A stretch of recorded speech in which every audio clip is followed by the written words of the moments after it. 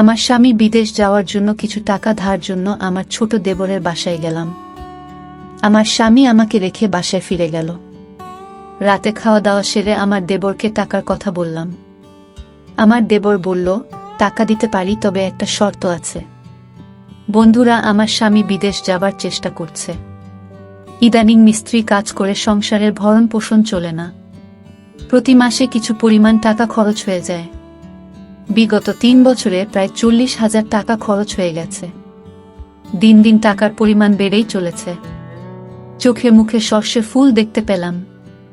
গ্রামের একজন প্রবাসী ভিসা দেওয়ার অফার দেয়। আমার স্বামী বিদেশ যাওয়ার ইচ্ছে জাগল।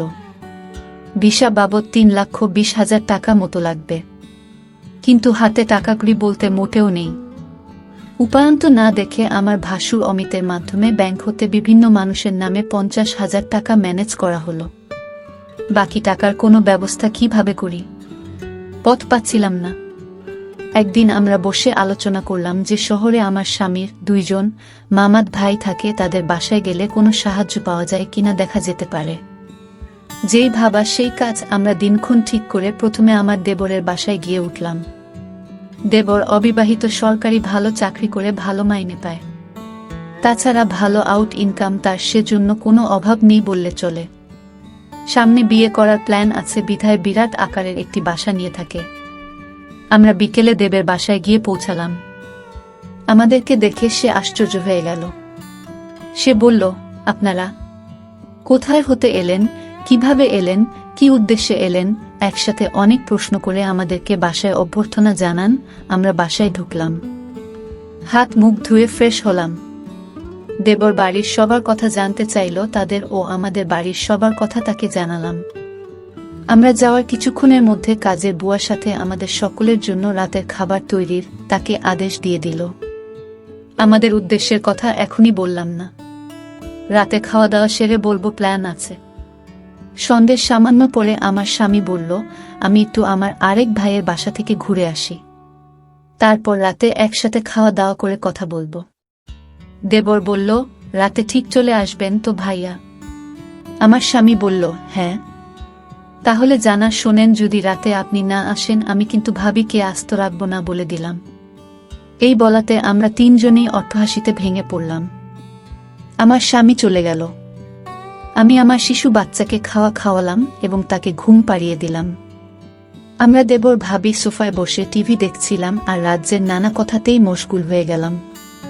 কথার ফাঁকে আমাদের উদ্দেশ্যের কথা বললাম। তোমার ভাই বিদেশ যেতে চায়, কিন্তু টাকার খুব অভাব। মোটামুটি টাকা জোগাড় করেছি, আরও 1 লাখ টাকা দরকার, তুমি দিতে পারবে ভাই?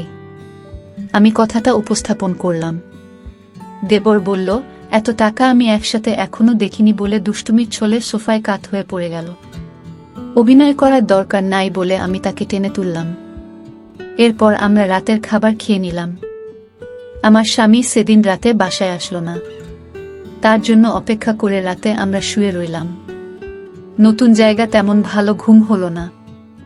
সকালে স্বাভাবিকভাবে নাস্তা সেরে নিলাম। আমার স্বামী আসলো, তাকে নাস্তা দিলাম। আমরা চলে যাবার প্ল্যান করলাম। তার আগে আবার একবার দেবকে টাকার কথা বললাম। দেবর বলল, টাকা জোগাড় করতে আমার সপ্তাহানেক সময় লাগবে। কখন লাগবে তোমাদের টাকা? আমি বললাম, আগামী 10 দিনের মধ্যে হলে আমাদের চলবে। আমার স্বামীর দিকে লক্ষ্য করে বলল, তাহলে আগামী সোমবার তুমি আবার এসো, আমি কিছু টাকা দিতে পারবো। বাকি টাকা তুমি অন্য কোথাও সংগ্রহ করতে পারো কিনা দেখ।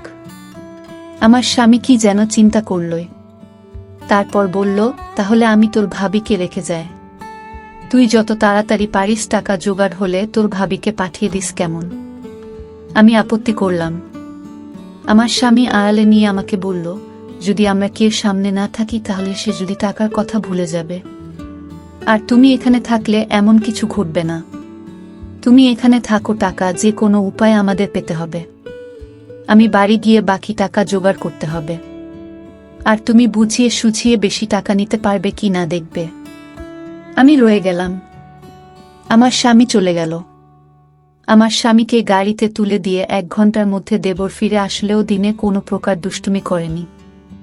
রাত হলো, সে রাতের কথা। কিছুক্ষণ পর বলছি, রাত প্রায় 9টা বাজলো। আমরা রাতের খাওয়া দাওয়া সেরে নিলাম।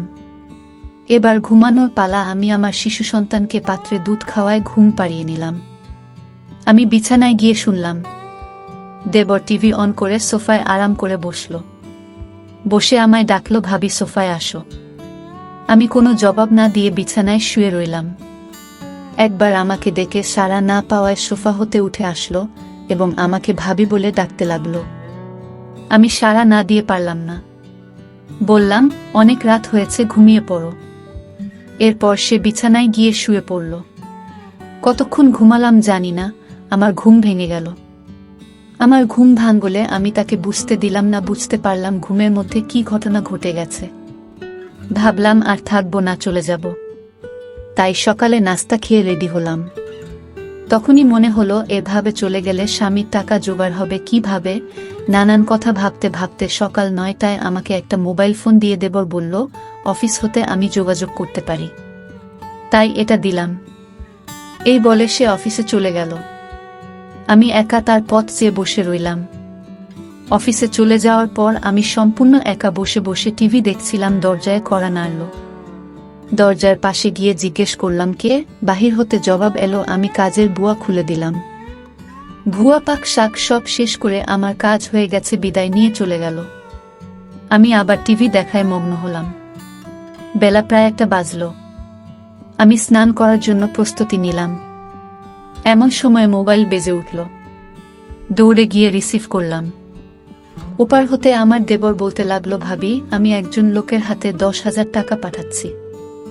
লোকটা আমার খুব আপন, একটু ভালো করে মেহমানদারি করবেন। চা নাস্তা যা চায় তা দেবেন, কোনো কার্পণ্য করবেন না, বুঝলেন? টাকাগুলো আপনার জন্য। আমি ঠিক আছে বলে ফোন রেখে দিলাম। আমি আবার টিভি দেখার জন্য সোফায় বসলাম। টিভিতে একটা ইংলিশ সিনেমা চলছে। এমন সময় দরজায় কড়া নাড়ার শব্দ হলো। দরজা খুলে দিলাম। এ কি দেখছি! সম্পূর্ণ এক নিগ্রো মানুষ, প্রায় 6 ফুট লম্বা। হাতের আঙুলগুলো যেন আমাদের বাঙালিদের হাতের বাহুর মতো, যেমন লম্বা তেমনি মোটা। লোকটি বাংলায় বলল, আসতে পারি ভাবি? আমি হেসে বললাম, হ্যাঁ আসুন। লোকটি সরাসরি সোফায় গিয়ে বসল। তাড়াতাড়ি চা নাস্তা তৈরি করে তাকে পরিবেশন করলাম। সে 10,000 টাকা আমার হাতে গুজে দিল। আমার খাতিরদারি তার নাকি বেশ ভালো লেগেছে। বিদায়ের সময় আমার কান্না এসে গেল। সে আমাকে বলল, কেঁদো না, যদি সম্ভব হয় আমি আবার একবার আসবে। তার চলে যাওয়ার পথে এক দৃষ্টিতে তাকিয়ে রইলাম। ভাবলাম সে যদি আমাকে সাথে নিয়ে নিত। বিকাল বেলায় আমার দেবর অফিস হতে ফিরে এসে লোকটির কথা জানতে চাইল টাকা দিয়েছে কিনা। বললাম হ্যাঁ দিয়েছে। আমার দেবর আশ্চর্য হয়ে আবার জানতে চাইল তাহলে দিয়েছে। আমি বললাম হ্যাঁ দিয়েছে, তো এতে আশ্চর্য হওয়ার কি আছে? আমার দেবর হেসে উঠে বলল, এমনি এমনি দেওয়ার কথা ছিল না। আমি কোনো কথা না বলে চুপ হয়ে রইলাম।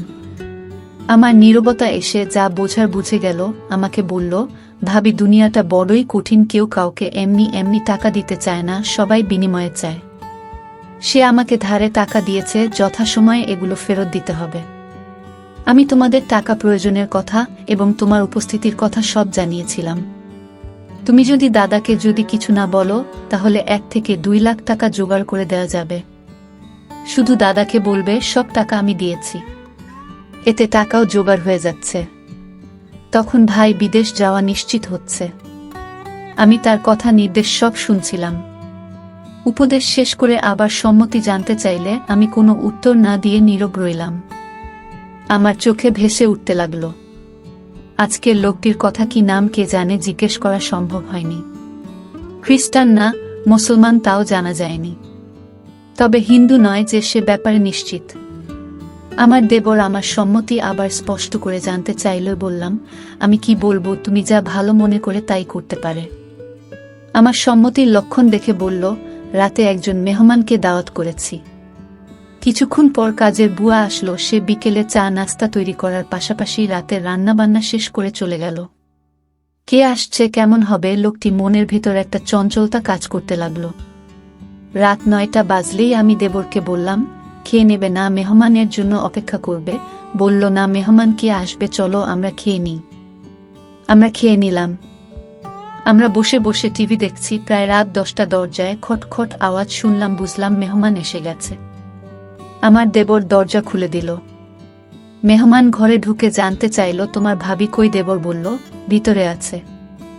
দুজনে একসাথে আমি যে ঘরে আছি সে ঘরে চলে গেল। দেবর তার সাথে আমাকে পরিচয় করিয়ে দিল।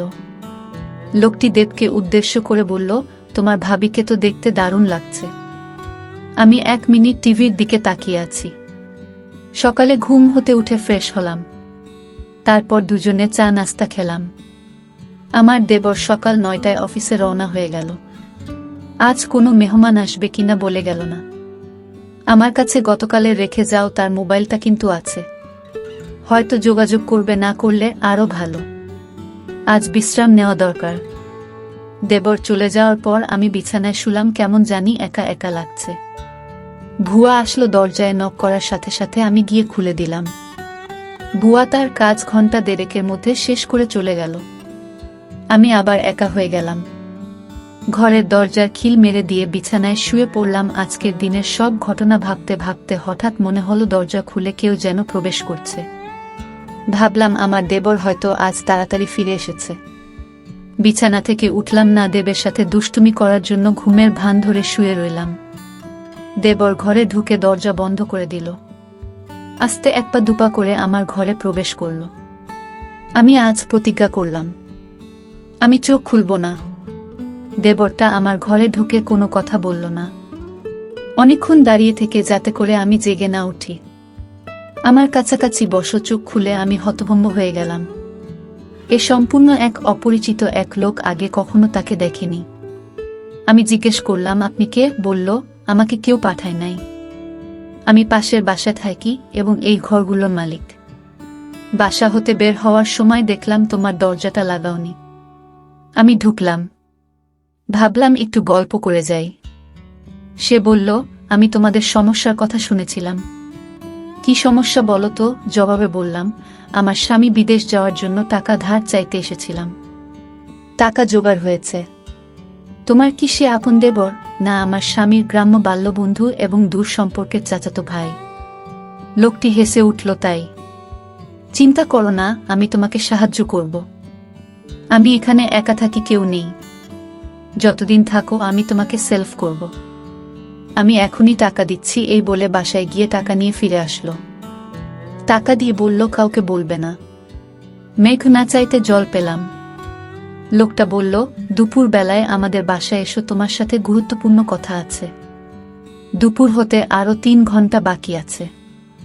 অপেক্ষা করতে করতে যখন 2টা বাজলো, আমি আস্তে আস্তে 1 পা 2 পা করে বাড়ির মালিকের ঘরের দরজায় গেলাম। দরজায় চোখ রাখলাম, কিছু দেখলাম না।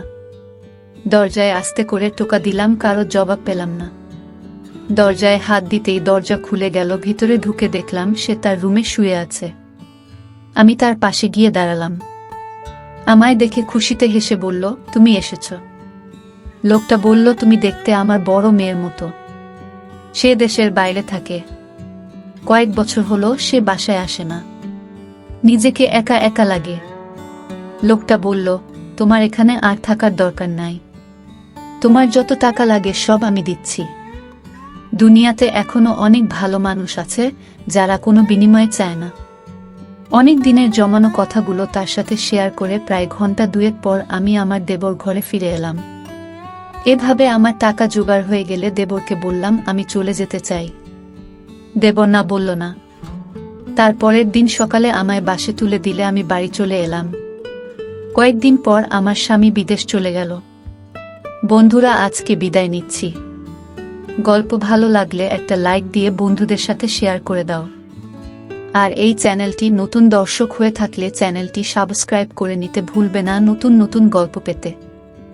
দেখা হবে আগামীকালের নতুন ভিডিওতে।